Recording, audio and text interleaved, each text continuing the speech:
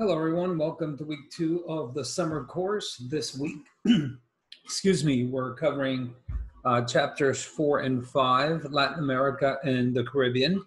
The way the book handles things, they consider Latin America anything from Mexico, U.S. border, down to the hook of South America. Basically, any of those countries, with the exception of Belize, right about there, Guyana, Suriname, and French Guiana, which are considered part of the Caribbean, they consider Latin America. They do include Brazil, even though they speak Portuguese there, not Spanish. They do consider it part of the whole Latin American cultural region.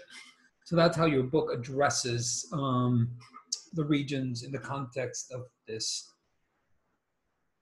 set of places. I, for example, would consider the Caribbean part of Latin America, and I would consider Mexico part of Latin America, along with what people generally call Central America.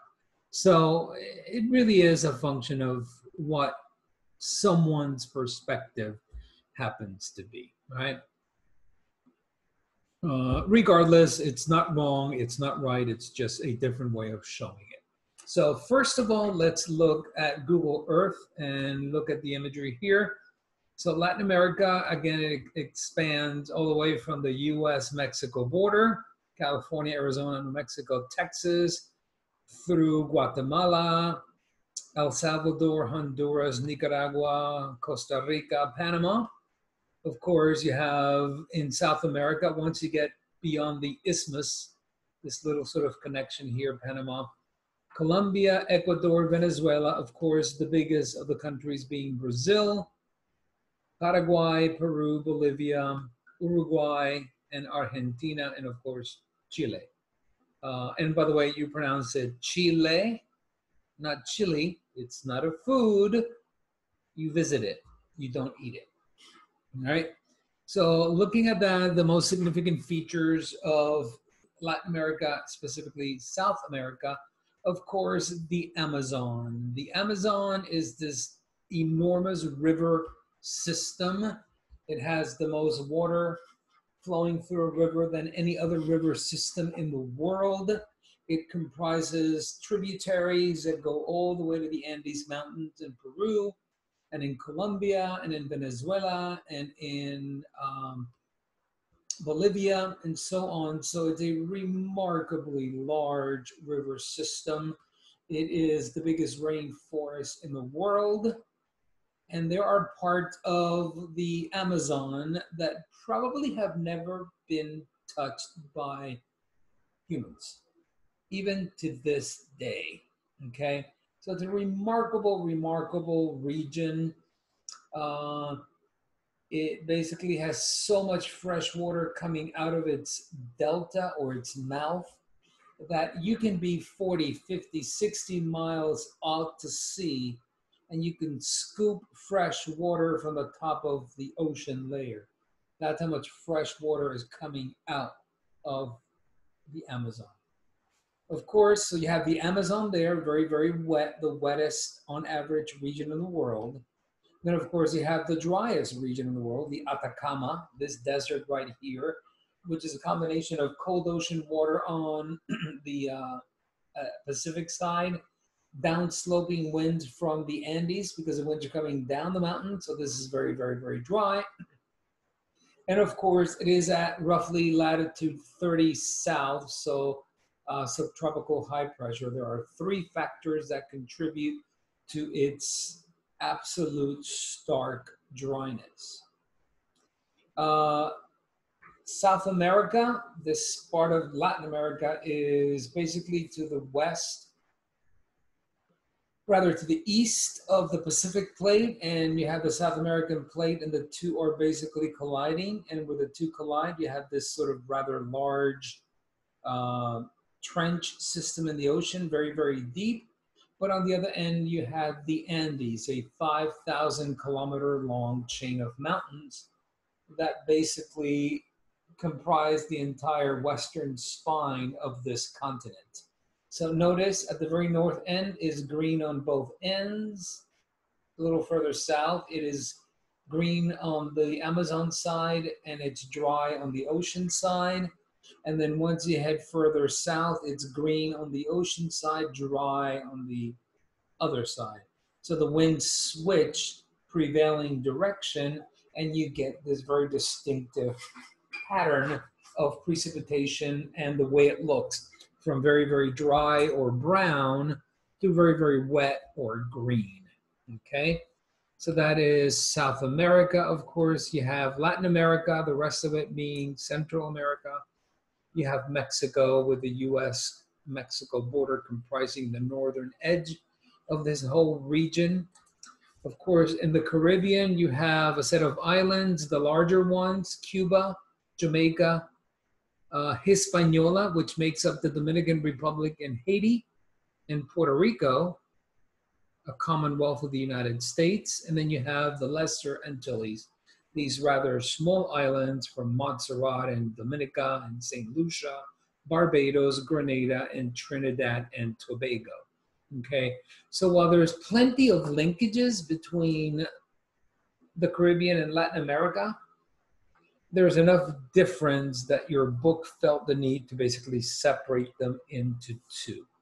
This region here is also tectonically active. You have a plate boundary going right through Jamaica and Haiti. Big earthquake took place there in 2010. There's a big deep ocean trench, the Puerto Rico Trench, to the north of the island. Here you have one chunk of plate colliding with a bigger chunk of plate to the north and east.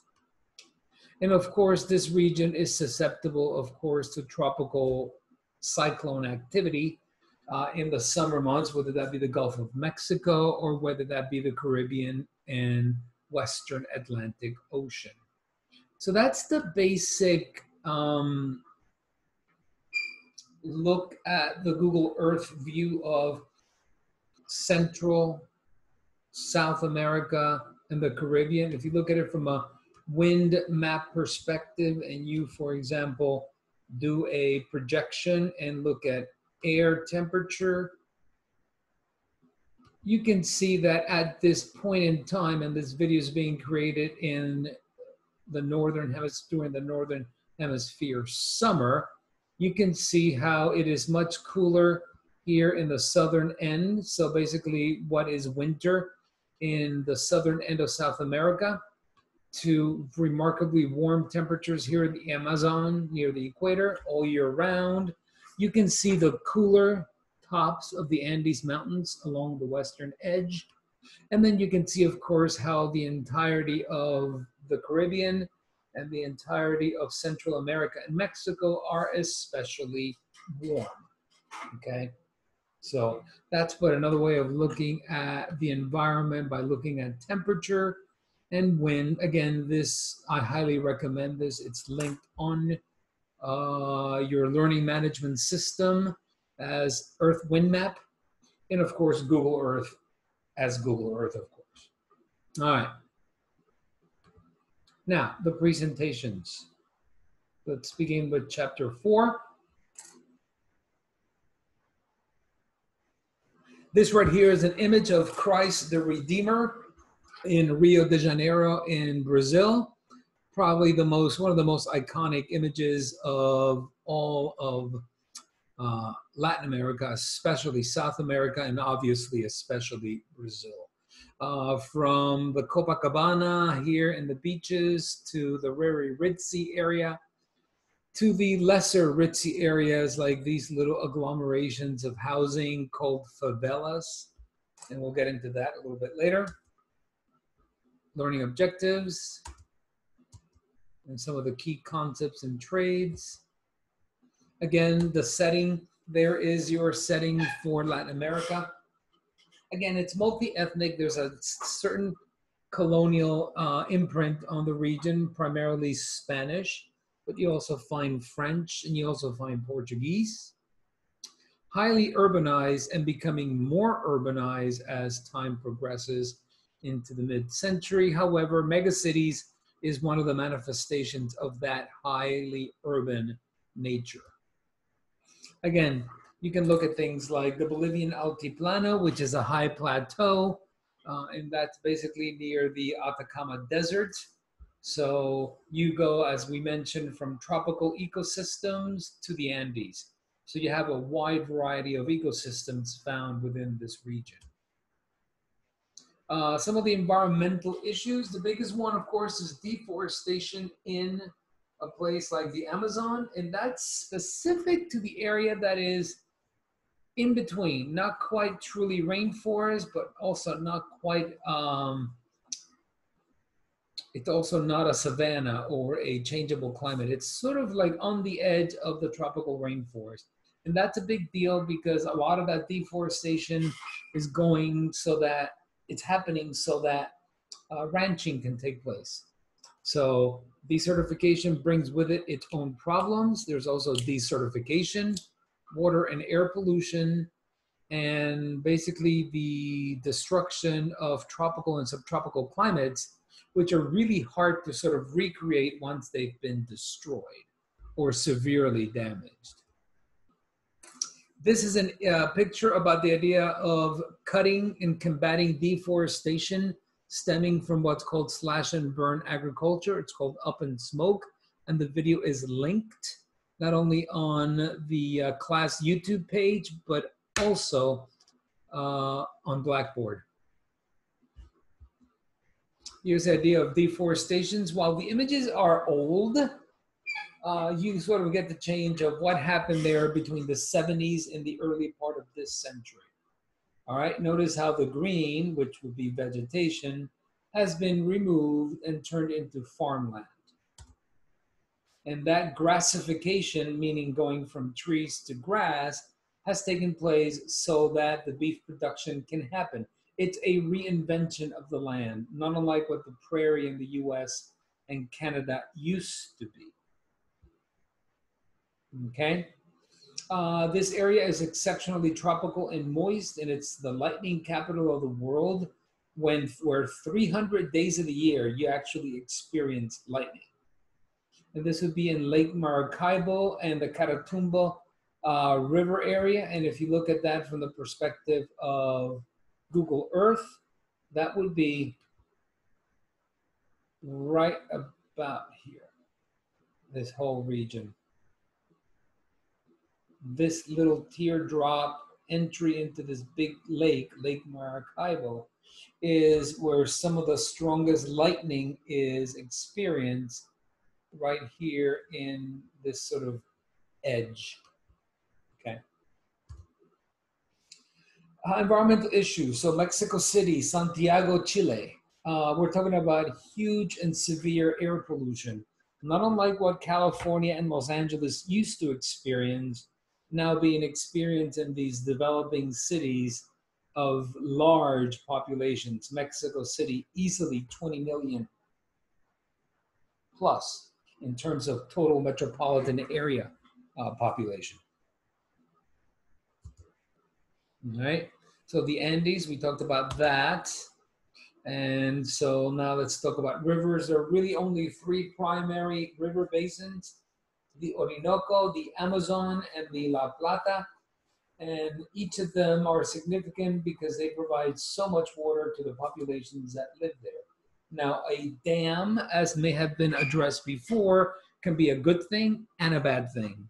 It can be a good thing because it provides, of course, electricity that's cheap and clean, and it also provides a reservoir of water behind it. It's bad because it has a negative environmental impact on what used to be there, in addition to the possible removal of cultural artifacts, because they've essentially been flooded out once that lake was established. The idea of altitudinal zonation, and I don't know why your book chose to do it in Spanish, but hot land, temperate land, cold land, frozen land. But it's how environments change as you go up in the horizontal. So that would be, imagine there is a giant mountain in New York State, and as you travel west 10 miles, you go up 10,000 feet. So how would the environment change over that very short horizontal distance? Okay. These are the climates that are found in the area, mostly A climates, AW or AF, or a very large portion of it. Those are warm tropical climates. And then as you head further south or further north, you get into drier B climates, and of course, C climates. There are no D climates anywhere in the southern hemisphere. Again, some of the issues here, we're talking about a glacier at the very end. So this would be roughly down here in the hook of South America. Of course, you have the Amazon. Notice how lush and uninhabited that looks. You have, of course, the Atacama Desert in Chile, the driest area in the world. And so here you have to think about climate change. And climate change is a problem, especially in a region like this, because a lot of people depend on the meltwater from glaciers. And if that aspect disappears, then you don't have a reservoir in the form of frozen water that you could easily sort of benefit from slowly. Once it's gone, and it takes a while to reestablish this. Population. Population is a lot more even across the north and a lot more scattered through through South America. Mostly because the Amazon is such a poorly or lightly inhabited region. Regardless, something that comes to be in this part of the world versus North America last time is the idea of urban primacy. And that is the dominance of a big city within a country. We don't have that in the United States. There is no dominant city. There's lots of big cities, but there isn't one dominant city. Sorry, New York does not classify as that. You have New York, you have Chicago, you have Los Angeles, you have Dallas, you have Seattle, you have lots and lots of big cities. In many parts of the world, the idea of urban primacy means there's only one true big city in an entire country, okay? So here's looking at the region's birth rates. Notice, without exception, everybody is less than 3. And everybody is headed down to below 2.1 in the next 10 to 20 years. So this region of the world is headed towards where the US is now in the next 20 years or so, steadily dropping fertility rates. Here's a look at population, for example, for El Salvador in 1994 versus El Salvador in 2019, going from a stage 2 country to a stage 4 country. That is a big, big slowdown in just one generation, okay? And here's looking at Latin America, say a country like Mexico in 2020 versus the United States in 2020 and Canada in 2020. Canada is where the US is headed. The US is where Mexico is headed. So you simply step your way through stages. 3, which is still growing, but slowing down. The 4th stage is a post-industrial country that is slowed down and only growing slowly. And stage 5 is a country where growth has either stopped or reversed. So there you have the 3 countries that border one another. We border Canada, the US borders Mexico. So, you know, north, south, they're basically on top of one another. And yet you have 3 distinctive shapes and demographic transitions, basically. Typical layout of a typical Latin American country, you could think of a place like Mexico City. And the image that I always like to show is this one. This is an image that you would find in many, many, many Latin American places, like in Puerto Rico, or in Cuba, or in the Dominican Republic. You have a big plaza in the middle. you have a big Catholic church in front of it, and then that is sort of like the true core of the city. And as you move away from it, then you have other things as the city has grown, whether it be market, industrial, zone of disamenity, so poor sections, wealthy sections, whatever the case might be. And that's something that you tend to find in Latin American cities. You tend to have also what are called squatter settlements or informal regions. Some places are called ranchos, and other favelas, and other pueblos nuevos. And you can have that, for example, there in Lima, Peru, or you can have it in a place like Caracas, Venezuela, where you have this informal growth of the city here next to what are considered modern, well-built, up-to-code kind of buildings, okay? Or you have it in a place like Sao Paulo, where you have this, which is basically organically grown, very little planning, next to these large towers of condominiums and townhouses nearby. Of course, in Brazil, you find them everywhere. They're kind of hard to see, but right here you see one. There's another one right there. Here's what one looks like up close. And so videos to watch, these two are also available within the weekly folder inside the learning management system, Rio and the Olympics, and a look at Rio's favelas. And I highly recommend you watch them because they are basically the baseline for your discussion this week. And they're very, very eye-opening. And in terms of Rio and the Olympics, it kind of discusses the fact that chances are there is no way another developing country is ever going to host an Olympic Games. They're too expensive, and they don't really benefit the people who need it the most.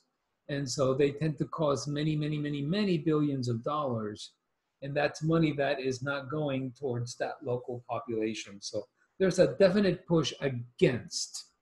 Now, you know, in the future, Olympic Games may be held in developed cities, which is why the 2024 Olympics were already awarded to France, Paris, who's going to be hosting their third Olympic Games, and the 2028 Olympic Games were awarded to Los Angeles, also hosting its third Olympic Games.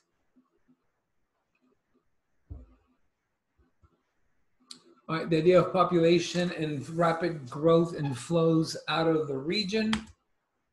So most of the migration tends to be from rural to urban places, okay? And so that is true along most developing countries where the growth is from the suburbs, what we would call the suburbs, but the country, the rural regions, to big cities. And usually to that big dominant city that we talked about earlier, okay? Let's look at the trade slave, for example. So here's an example. Most of it came from Western Equatorial Africa, from Senegal down to about Angola, and the majority of that went into Brazil, which is why to this day, Brazil is the most African place outside of Africa. There is more African background in Brazil than anywhere else on earth other than Africa, of course. The idea of cultural diversity, and you see this, you see the sort of Native American or Native Central American or Native South American sort of religious iconography within buildings that are found in present day Catholic strong locations, okay? So that, you know, that blending of religions actually is quite significant. So if you go to a church in Mexico, if you go to a church in Central America, while it might look like a Catholic church that you would recognize, inside of it, there may be many, many blendings of cultural artifacts and iconography and practices that are more native to the native population there that wasn't necessarily Spanish, okay? Let's see, let's talk about language. Well, language is, of course, easy to figure out, right? Spanish. But if you get away from Spanish, Portuguese, and French, there's a lot of indigenous languages that are still spoken within this region, okay, of South America and Central America. Now, when you look at how it's evolved over time, so Latin America in the 1600s, in the 1830s, okay, to, of course, what you see there today is basically an idea of how it's sort of shaped itself beyond the 1800s into the present map that you do see today. One of the ideas, one of those informal yet significant flows across Central and South America would be the drug trade. And most of that is because the demand is high in the United States and Canada. Therefore, the flow is through Mexico, even if it doesn't originate there. It comes from Central and South America through Mexico into the US. So wherever there's a supply, a demand is going to rise up to meet it. I'm going to end the image right there. There's a great video also on the YouTube playlist that is about the growth and evolution of the Panama Canal. And so it's one of the more interesting regions of the area because it connects so many economies together. Now let's look at the Caribbean, which you could think of as Latin American as well if you wanted to. Objectives and concepts. So it's made up of 26 independent countries and territories. And it is an area that is referred to as isolated in proximity. And there it is as it looks on the map, with looking at the other regions, the smaller islands to the south and east. Okay, some of the environmental issues, of course, deforestation is a really, really big deal in Haiti. And again, Cuba, which is fascinating because Cuba was so removed from the world economy for so long that one of the benefits that it actually gained was the fact that a lot of its beaches and natural ecosystems were very pristine. So as Cuba enters sort of the globalized economy and hotels begin to go up and things like that, how will they manage that? Will they remain? And there's lots of indications that they will, that they've actually gotten really good at becoming environmental stewards of their own land. So that's a good thing. Of course, deforestation. If we think about the island of Hispaniola, there it is. There is the famous picture of the border between the two. An area that still uses a lot of biomass as fuel, Haiti, and a country like Hispaniola where it isn't used as widely. So they do a better job of maintaining their forest than the Haitian side does. And of course, Haiti is a very poor country, probably the poorest country in the Western Hemisphere. And in 2010, the earthquake that hit it, even though it was strong, but not historically strong, it did a lot of damage because the infrastructure is very, very poor. And a lot of that construction took place without much regard for code, building code. Here's the idea of climates. And one word to think about when you think about the climates in this region is the idea of seasonality. Circled in there is the dry season.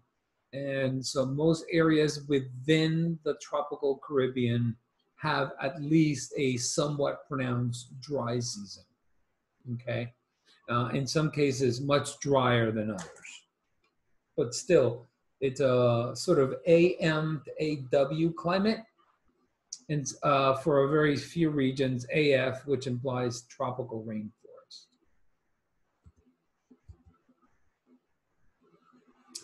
Extreme vulnerability to the following: sea level rise and loss of land, increase intensity of storms, the 2017 hurricane season, which saw hurricanes like Irma and Maria do a lot of damage in a place like Puerto Rico.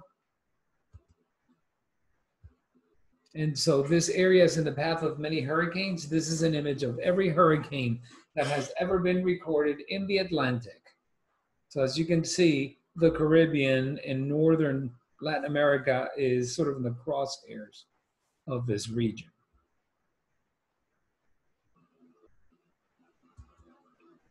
Hurricane Maria in 2017, Category 4 as it went through the island, decimating it, cutting its power for the better part of a year. Think about it, not being without power, electrical power for the better part of a year. That's how bad it was.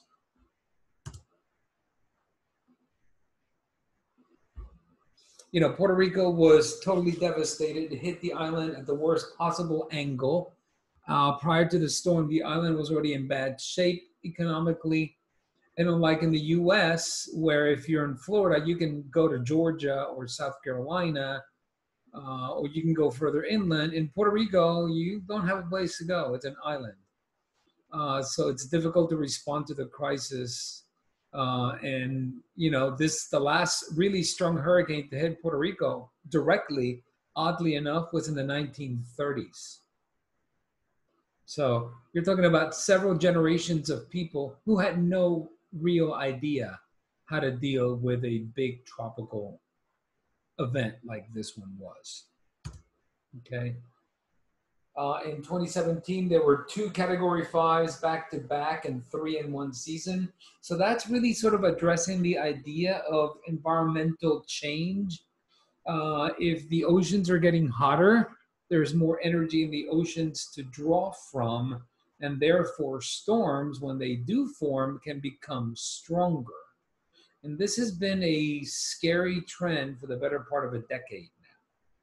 Not just in the Caribbean, but really worldwide. And here's a sense of the blue line there is the normal temperature increase throughout the year. The yellow line is what it looked like in 2017. And this black line here is the temperature above which hurricanes need to form.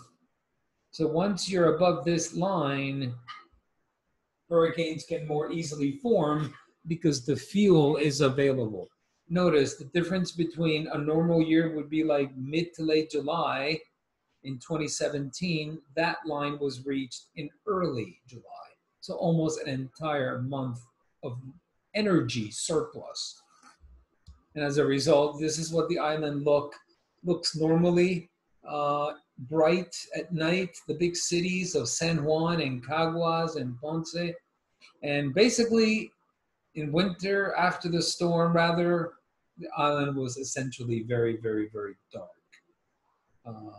One of my uncles who lives down there, he was without power for 271 days. Think about that.